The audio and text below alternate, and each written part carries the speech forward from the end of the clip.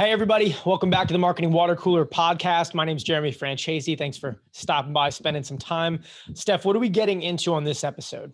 Let's talk about the issue with buying the tools before you know the strategy for those tools. I like this one. So let's back it up even a little bit. So technology spending, we know, is up, right? It's just whether it's trying to create automations, whether it's trying to create efficiencies, or whether it's products came to market that just like add a ton of value and you want to buy it for the business, right? And make things easier for people. People are spending on technology and software. What we want to talk about on this episode and why, if you're listening to this, this is a very important thing for you to listen and plug into is too many organizations are buying the technology first because they think it's industry standard. They're reading the reports from Gartner. They're reading the studies that say marketing automation and all these different things are where we need to spend the money. So they're buying the software like it's a bike, right? I want to move faster, so I go buy a bike, right? They buy the bike, they buy the software, and then they just try to start pedaling. Then based on the limitations of the software, they build out their strategy. So if the software has strengths, they use those strengths. If the software has weaknesses or vulnerabilities, they steer clear of those vulnerabilities. As a result, you end up riding a bike that has no gears because you just wanted to get up and running. But in reality, walking or just getting a car may have been a better route, right? And so the point being, start with the strategy. You should be able to do what you're doing without the software. The software should make what you're doing easier, more effective, more efficient, more capable, but it should not take you from nothing to something, right? So let me be more direct with that. When Steph and I are editing this podcast, yes, we're using Adobe Audition, we're using Premiere. Those are softwares. I'm not sending her film to cut and put in, there's a basic line of understanding what we're talking about here. What I'm talking about is you're an organization going from nothing to something. You don't need Marketo. You don't need all of these systems to automate this and that and the other thing. And I'm going to explain in a very, very simple example what I mean by that. When organizations, let's say, buy email automation systems that integrate into all the other widgets and gadgets in their marketing department, then the strength of the platform becomes their go-to-market, their strategy. So let's talk about gated website content. Gated website, for those that aren't familiar, basically means instead of giving it to the public for free, you have to give them personal information, whether it's name, title, company, email, phone number. You give them a contact form, then you download the white paper, the brief, the study, the research, the case study, whatever it may be.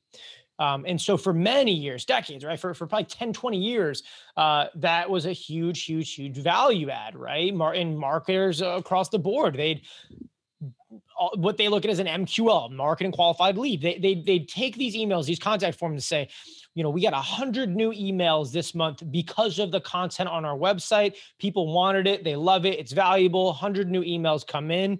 We enter that into our email automation and our database. Every month it grows. Every month we make content. And every time we make content, we get more emails. We add those emails to our email marketing. And then our open rates are solid, yada, yada, yada. So everything's working according to plan because we have great content, right? You think about it like a content play. So this is how that conversation goes. I'll play the role of me and I'll pretend that there is the client, right? And you have the conversation around what's the goal with marketing? Our goal is to help drive revenue, let's say. The goal of marketing is to drive demand to support the business development team. They bought email automation software and they bought this big system. And so now they're running in motion to help the sales team book more meetings and grow the business. And they're doing that by making content and then email marketing automation to drive meetings.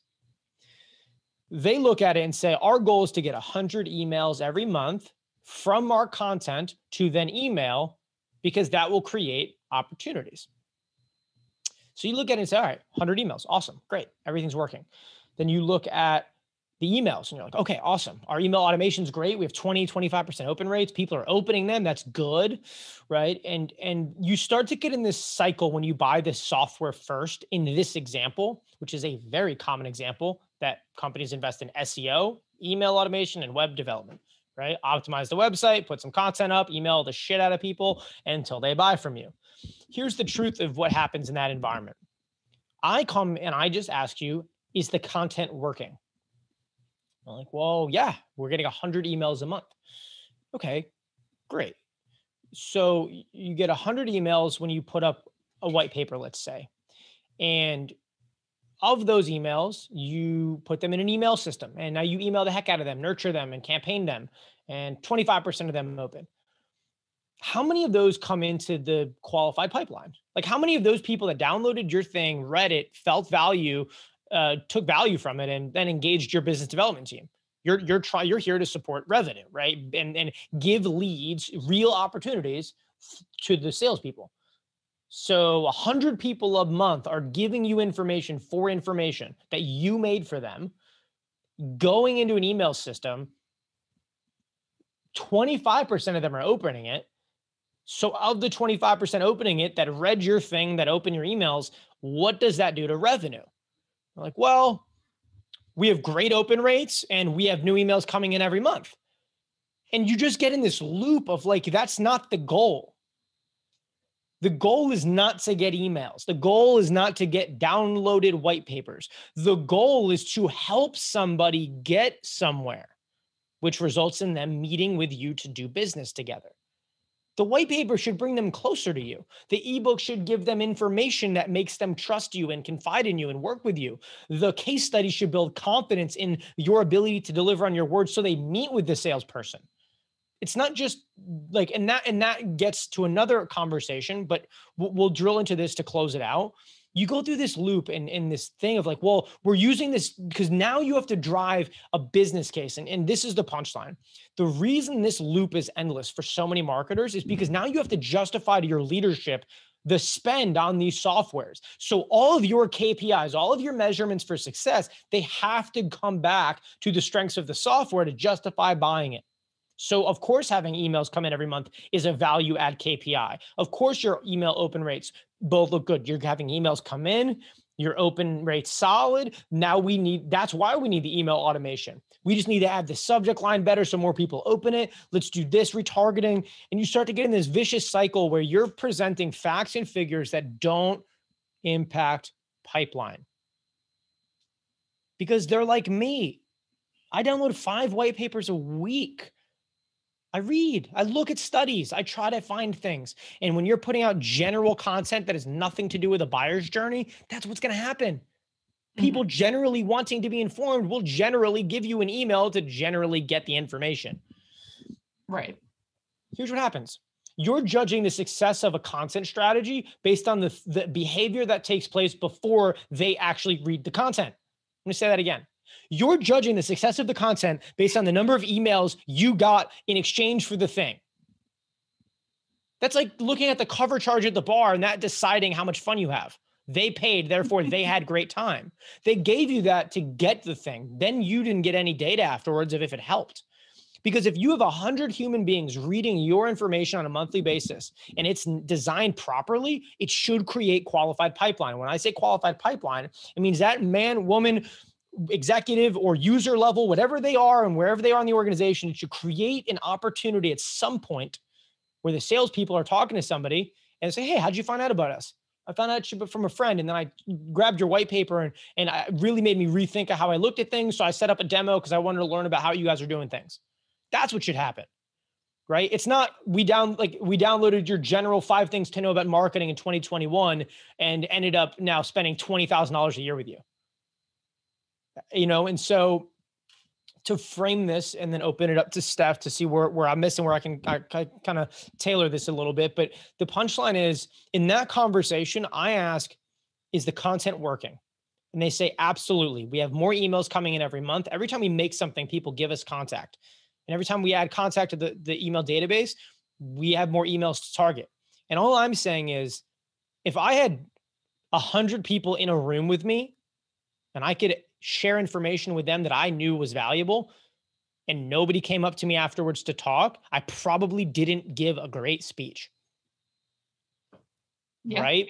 Yeah. So we have to start being more critical of the quality of content, because they're giving you an email, entering your database, and that's how you're marking success.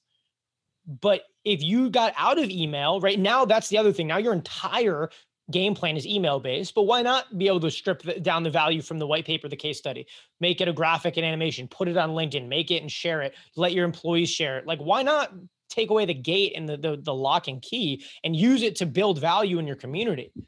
Because now your entire strategy is email based. I haven't bought anything via email, literally clicking through like in so long, it's crazy. Unless it was $20 or a company I have already bought from. Right. So 100% true. So like, cool. I downloaded your ebook on the things to know about IT this year because I run a company and I want to understand. That doesn't mean I'm in your nurture campaign as a qualified buyer to discuss cloud computing. Right? They're just not the same thing. And to think they are is laughable at best and foolish at worst. And so there has to be a conversation in marketing that's not around those metrics. It's around, are we helping our teammates in sales? People read things to be entertained or to solve problems. So you got to figure out what content are you presenting to them? And is it doing that? Because if it's not, then you're bringing all your content into email marketing. Mm-hmm. Why not bring it to LinkedIn? Why not bring it to a podcast that you can bring more value to? Why not bring it to literally any other environment that isn't getting destroyed by 1,000 other emails a day? Right. Like, I'd rather have 2,000 people listen to this podcast every month that genuinely value the input than have a 10,000 person database that 10% people open. Sure. Right? Think about that. 20% of a 10,000 person database would be the same as 2,000 people just paying attention to this podcast, which we put out 3 times a week. Just like think about and then we take this and now we have LinkedIn videos and graphics to share, full length on YouTube, and we have platform. Now we can interview people, we can build relationships, you can educate, inform, inspire, get in front of people in the full spectrum of the marketing journey, and you can get better in the process. So it's an ongoing product. Your email is your email. It's not that it can't get better, but you're pigeoning yourself in this singular strategy. And it's because you bought the software that does all of the automation stuff that you read in the report said was the biggest priority for executives in 2021. Mm-hmm. I guess the question is it actually the biggest priority, or is it just the only system that people know about? It's that the companies partnering with the companies to do the surveys sell automation software. Right. Like they have an ulterior motive or two. Yeah. Like, what do you think? Like Gartner's, like, I'm not bashing Gartner by any stretch of the imagination. Don't sue me. Right. Like, but we have to look at it from a critical lens of, the company that is partnered with or works with or is very invested in software keeps putting out content about why automation is the most valuable tool. Right. To be perfectly honest, pretty sure revenue is probably more important than running emails, right? But it's harder to sell community relationships in Slack channels. It's harder to say, we don't actually know how our customers buy because the world has changed. So we need a new strategy. You're trying to swim on land. The sport changed. Like you need a new game. And I'm not saying email doesn't work, but I'm saying that get rid of the gate. Add content to people's lives that genuinely helps them be better at their jobs, solve problems, find a sense of meaning, and potentially get closer to you and trusting you as an advisor in something that they're doing that's important to them. Right. And then see what happens. Get rid of the metric of how many emails, because think about this. If you didn't have the MQLs, the qualified leads that came from these downloads to use to justify the spend, if you got rid of the open rates, sure, pay attention to it. I'm not saying email's done. This isn't designed around email bashing. This is designed around, don't buy a software that gives you your strategy, build the strategy, and then find software to improve your ability to execute the strategy. That's the difference, right? So take away the MQLs, take away the email for a sec. Think through how many companies are in the market that can buy and value your product. Let's say it's 1,000. Okay, great. What types of functional owners are in that business that can actually value what you're offering them? Maybe it's only finance and operations people, CFOs and COOs, and maybe a couple other positions that you can throw in there. 1,000 companies, 2 positions at each company, just to be easy. There's 2,000 people that matter most when it comes to getting out of obscurity, getting attention, and working with them. Go talk to 100 or 200 of them. Ask them, what are they struggling with? What are they having issues with? Go talk to your customers. Hey, what information did you find in your journey that made an impact? That made you go from uncertainty to certainty? That made you feel like we knew what we were doing? That made you feel more informed as an authority and a decision maker? Then go build content with that feedback that aligns with the journey and then give it away for free. Then go meet them at their trade shows. Then go have a podcast where you maybe interview them and get their perspective. You don't need a software to teach you how to do account-based marketing. Get organized, add value, and then be consistent. Probably be more affordable. And you won't have to keep going to your board to justify why you're spending $50,000 a year on software to do something that's not working, because your CEO is looking at it saying, so you added 1,200 emails to our database this year, have a 30% open rate, and you're getting what, 5 meetings from it, 20 meetings from it? Right. That's not a big enough percentage to really justify that kind of money, I'd say. Right. Like, you don't buy the gas and then the car to fit the fuel. You buy the car. Like, what's your strategy? Where are you going? Then use the software as the fuel, not the vehicle. Oh, this is very instrumental. Content writing is really, really, really important. We don't have efficient content writers. Let's go find a way to create efficiency in writing. That's the way you go about it. It's not, we need to find some tools to automate marketing. This is a marketing automation software. Let's put in this marketing automation software. Oh, it's really useful for emails. I guess we should do email marketing now. Mm-hmm. What did I miss? What do you want to unpack here? I mean, I think it's really just as simple as, and I'll bring this back to sort of my personal world where like, yeah, my personal point of view. There we go. You could have the highest the best built MacBook. You could have the best speakers, the best interface, the best microphones. You spent like $10,000, $20,000 on your setup. But if you're pointing the microphone the wrong way and you don't have the right settings on your interface, no matter what you record, it's going to sound like crap. And that's not helpful for anybody. It would be better if you had $100 microphone, $100 interface, and, a pair of good headphones, and you're using freeware, and there we go. But you have the perfect technique and the know-how already. You can get a better product than someone who's got top of the line stuff, but doesn't know how to use it. 100%. You got to know what you're doing first for the software to matter. Right. The software is really just a tool. You don't sell AI to somebody, the machine learning algorithms for somebody that's still working out of a filing cabinet. No, that's not going to be helpful at all. It's not like you're like, I look at it as, in many ways as like going to a baby and say, I can make you run faster, follow me. And they're like, I can't. And they're crawling. You know what I mean? Like it has to work first. Yeah. So start an email campaign, run it, learn from it, say, we need more automation. Now, I'm not saying buy software that's handicapped from the start that makes you have to keep buying new software. What I'm talking about is do not, and this is the message to the camera, do not buy for the ability to have attribution models for your executive team.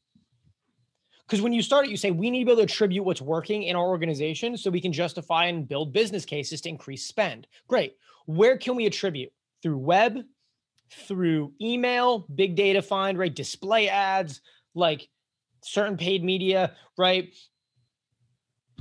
What software helps us attribute the behavior to all of those systems? This does the best job at attribution and automation, right? Attribution in this, whatever it may be. And you build this little mechanism of marketing analytic capabilities solely for the ability to justify spend. But you never built a strategy. You never talked to the customer. You never figured out how to change somebody's day for the positive, which is how marketing should work in an optimal way. When you buy something, it should feel great because you solved the problem or you made yourself happy. Like when we work with clients, like I love when we're able to work with them and we finally close things out, obviously for the business and the revenue, but like, because I've yet to have an opportunity where that doesn't happen and they're not excited about it. Like, let's go, right? Because they're buying something that solves a problem that in their mind believes that they're going to go from where they are to somewhere better. Right. Right. Like it should be a good moment. somebody that's using Excel spreadsheets, that's going crazy, that your software can solve that problem, it should make their day better. So you don't need a software. You need to figure out what makes your customer move. Then figure out how that works. Then look at we can't really measure that. Is there a better way to do it? Is there a software that can help us measure that? Then you work your way through it. You know, we don't really have a great expert on this, and maybe we can partner with a client for them to be our subject matter expertise. Maybe you hire somebody that's been in the industry. You're doing health IT, and somebody internally doesn't want to do it. Go hire somebody that has a PhD in health IT, data engineering, whatever the expertise is, and say, look, we need you to be our podcast host and our figurehead when it comes to content. We'll pay you $80,000 a year to be a subject matter expert through our organization. And there's an exclusivity where and you can't do this for other competitors. And there's a no compete where like you can't be the face of somebody else in our space for this years. And then you hire them and they become your voice because they're industry credible, they're a peer. And then you figure out the strategy, and then the software comes in and let's make that faster. Let's make it better. Let's make it clearer so we can make smarter decisions. I'm not against attribution. I'm not against software, but you need a great strategy and you need to understand your customer. The software doesn't do either of those things for you.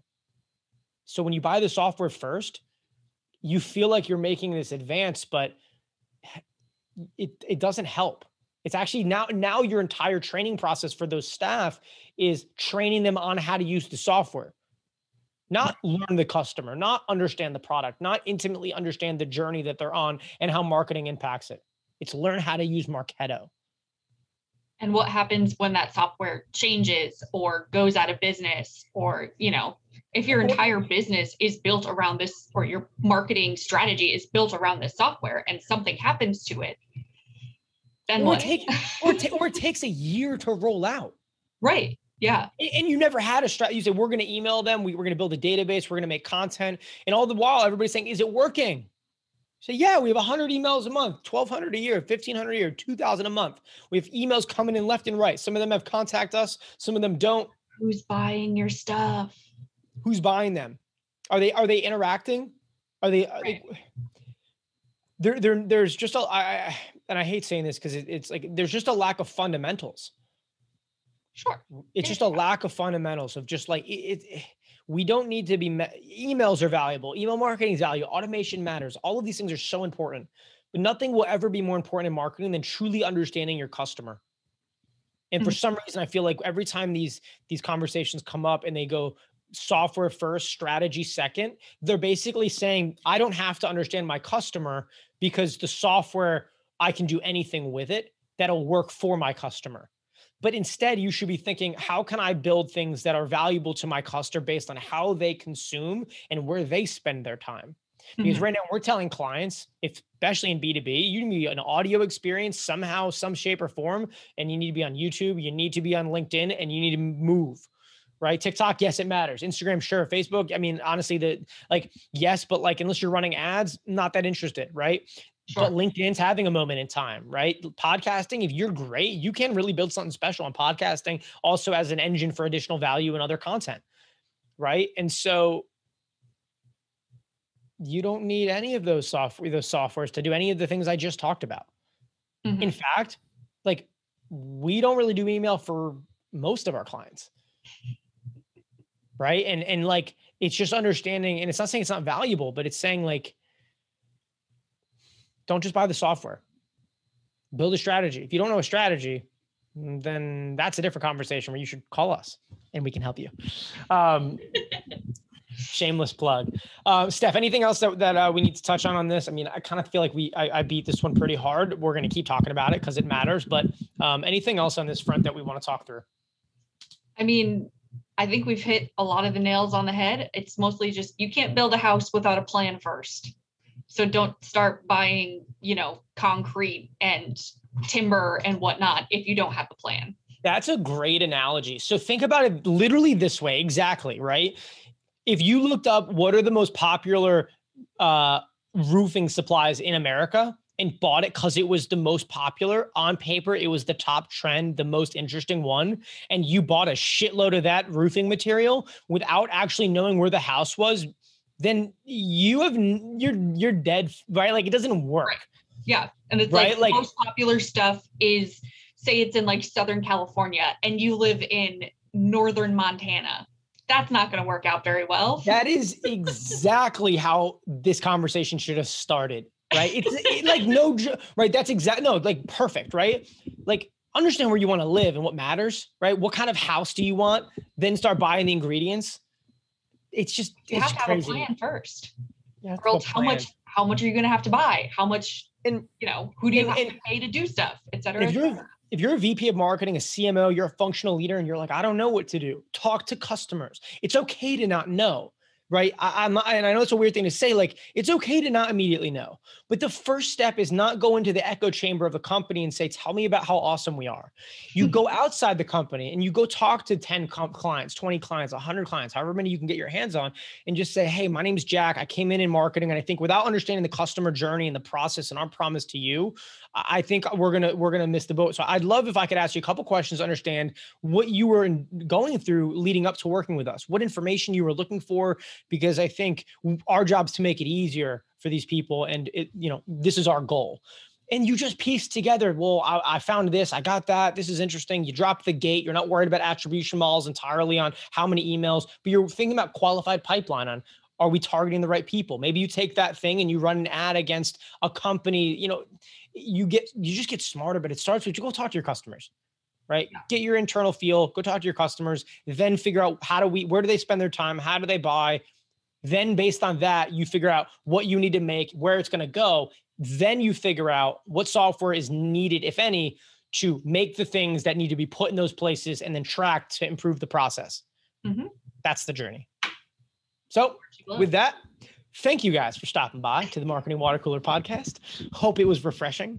Anything else, Steph? We good to go on this one? I think we are good to go. Good. All right, y'all. Take care. We'll be back for more. See ya.